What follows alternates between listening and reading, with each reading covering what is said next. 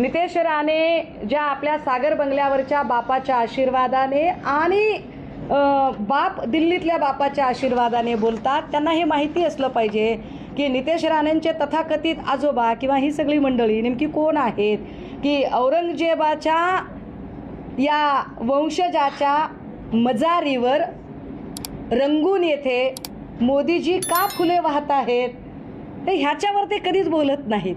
बरं, ही मजार जी आहे ही मजार औरंगजेबांचीच आहे, कारण याच्या मागे त्याच्या वंशजाची त्याच्या मागे एक फोटो आहे।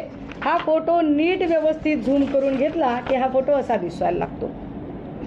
आता याच्यावर राणे बोलणार नाहीत, राणेंना जेवढा टास्क दिलाय तेवढा टास्क ते करतील, परंतु जे राणे फार काँग्रेस वगैरेवर थैथयाट करत होते त्यांना तो विसर पडलाय की 10 वर्ष काँग्रेसच्याच पायाशी लोळण घेत त्यांनी जी पदं मिळवली आणि आपला जुहूचा बंगला कमावला जो अनाधिकृत आहे, आणि जुहूच्या बंगल्याला वाचवण्यासाठी अविघ्न सोसायटीतली आपली पापं लपवण्यासाठी राणेंना भाजपचा आश्रय घ्यावा लागला।